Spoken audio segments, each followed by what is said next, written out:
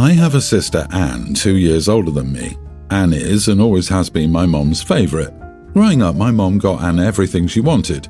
New clothes, toys, electronics, her own bedroom, in a one-bedroom apartment. I slept on the floor in the living room with mom, etc.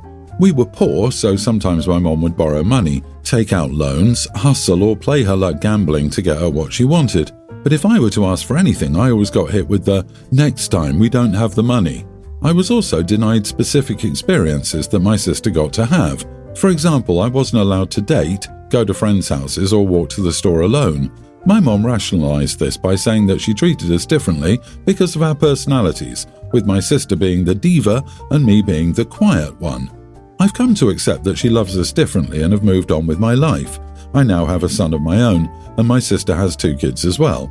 For Christmas, we all plan to meet at my mom's house. My mom has also enlisted me to help with preparation, so I've been taking her to the store, setting up decorations, etc. I was helping her put the final touches on the tree recently and arranging the gifts, when I noticed that Anne's kids had many more gifts than my son. Specifically, Anne's kids had about 12 gifts apiece while my son had 3. I commented on it, and she said that since my son is small, he's a preschooler, he'll outgrow everything fast, both clothes and toys, so she didn't get him much. I let it go, but it still bothered me. My sister's kids are a pre-tween and a young grammar schooler, which means they'll grow fast too, making her excuse a bit lame. I asked her about it again, and she admitted that it was because Anne's kids are special. She said they were her heart and soul. I felt hurt, but I thought I was being too sensitive. I talked to my husband about it, and he agreed it was hurtful and questioned whether we should go to my mom's for Christmas. I decided we wouldn't go and called my mom to tell her.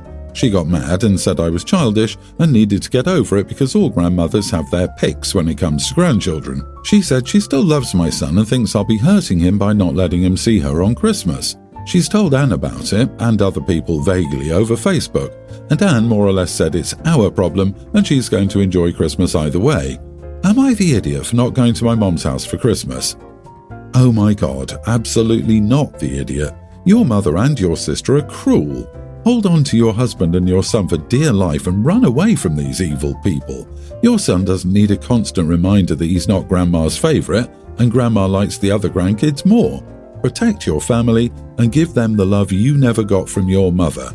As the grandkid who had to watch my grandmother favour my 2 cousins, it hurts. As a child, when you're treated this way, you have no idea why, which makes it hurt even more.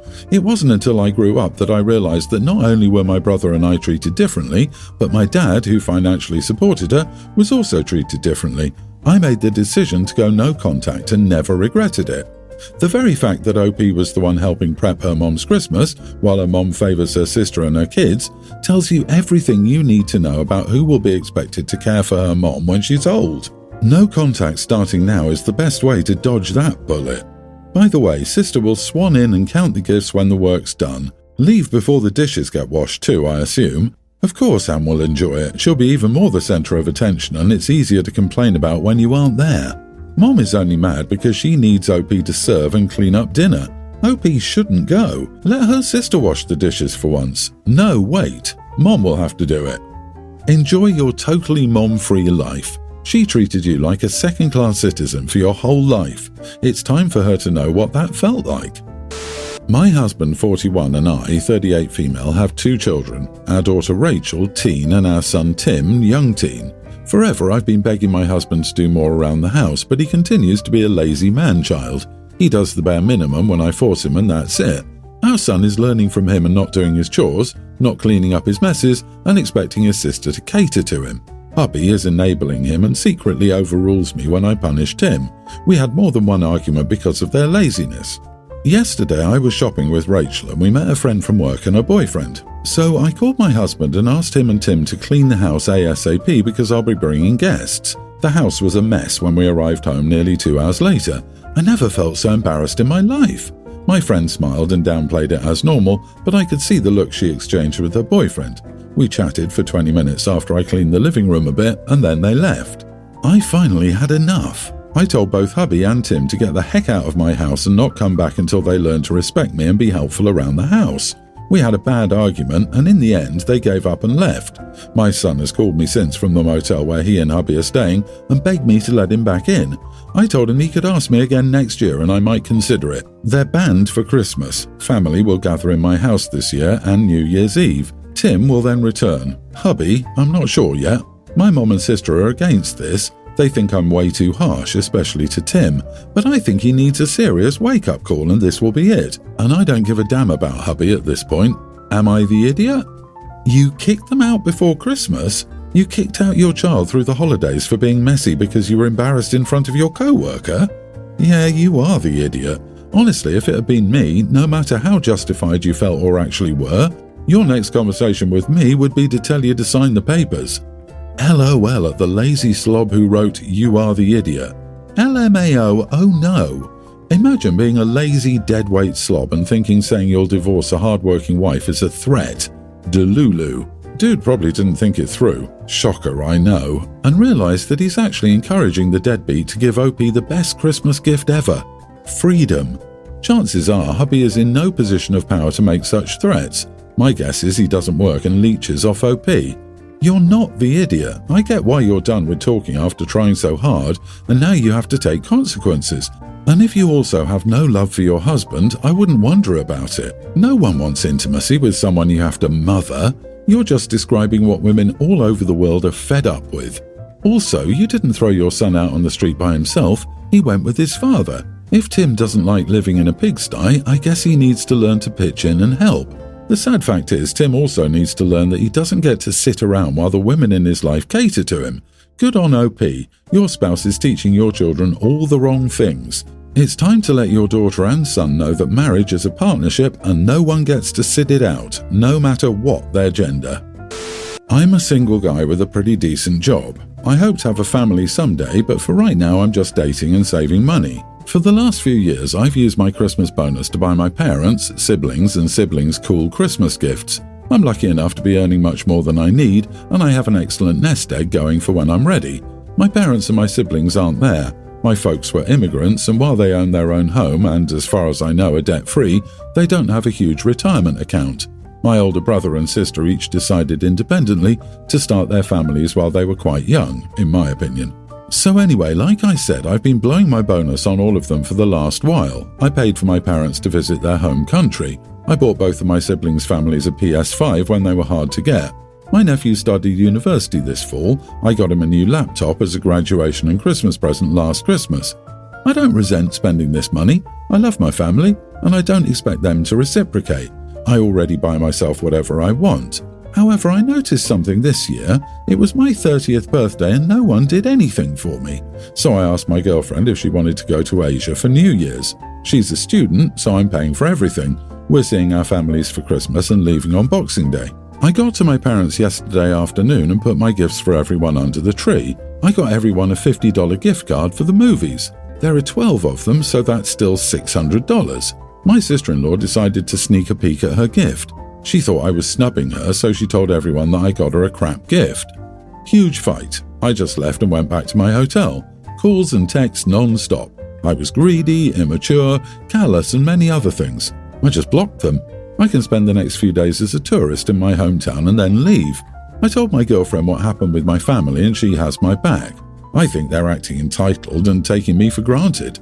I don't think that they're idiots, but I don't think that I am either. Not the idiot. They have some nerve calling you greedy when that's exactly what they are. They're absolutely taking you for granted. They didn't have to spend money on you, but not to arrange a nice birthday dinner at someone's home or something when you do so much for them is bonkers, disrespectful and entitled. I mean, they didn't even call you or get you a card for your 30th birthday. Good for you. $600 for family gifts in spite of this is pretty damn nice. I think you actually went above and beyond in doing that much. This will always be the problem with some people. You give them terrific gifts and then they expect it as their due. You're young and should be able to use your money for your enjoyment. Next year, $25 gift certificates for anyone who complained. Hand make a gift for sister-in-law. Enjoy your trip. I hope that your family comes around. I'm going to play devil's advocate a bit, though. Everyone's the idiot. You sound like a great guy. But does your family know that your change of heart comes from their lack of effort to acknowledge your birthday? If you haven't explicitly told them, then you should. They can't read your mind. You have to communicate better.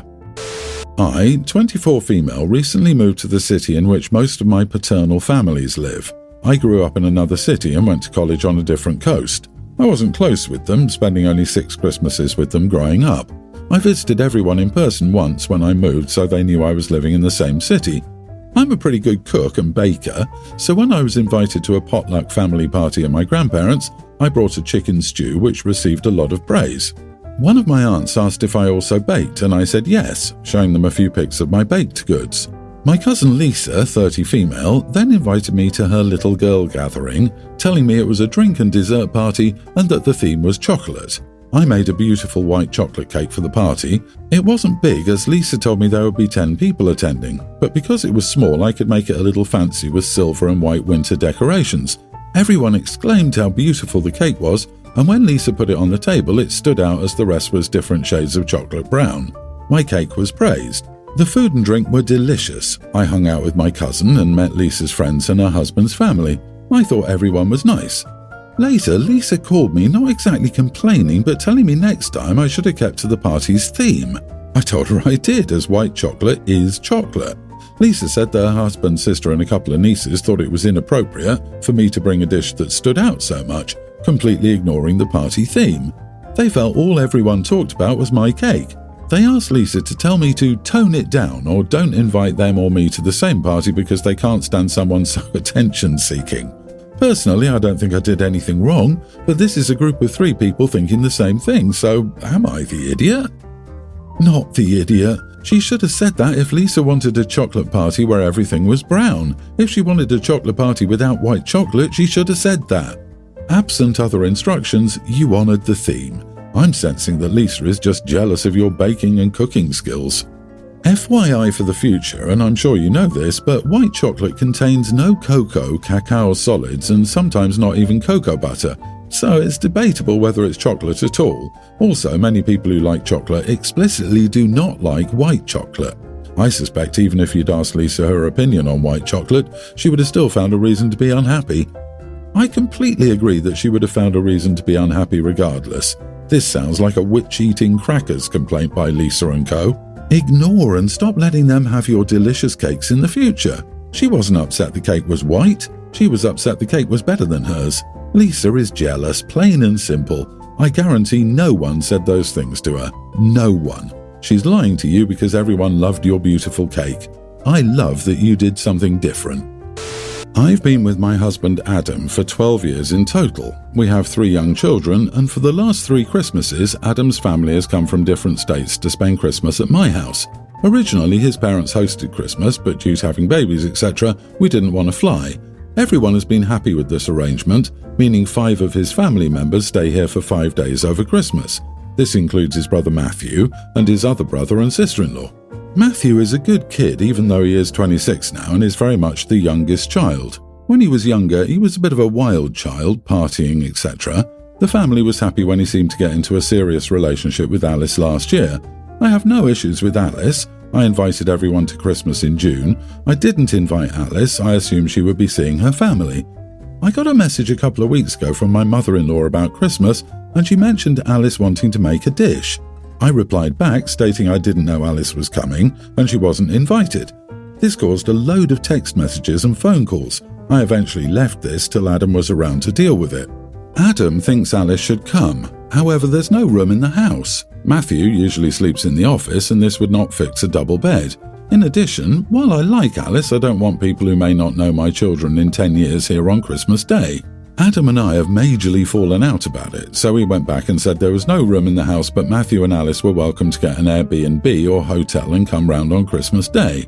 At this point, Matthew just said he wasn't coming if they weren't welcome. This has caused my mother-in-law to state that she might just host a small Christmas at home. Adam's other brother and sister-in-law are clearly debating this option. Adam now wants to go back to Matthew and say it's no issue if they sleep in the snug. Again, I don't like this setup as my kids use that room as a living room and playroom and it's their Christmas.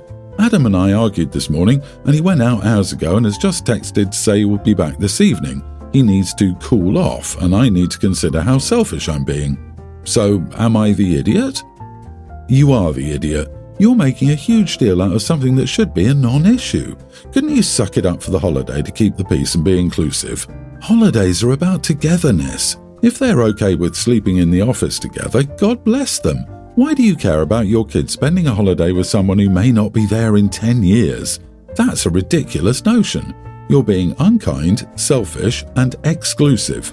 If I were Matthew and Alice, I wouldn't be comfortable coming to your house at this point.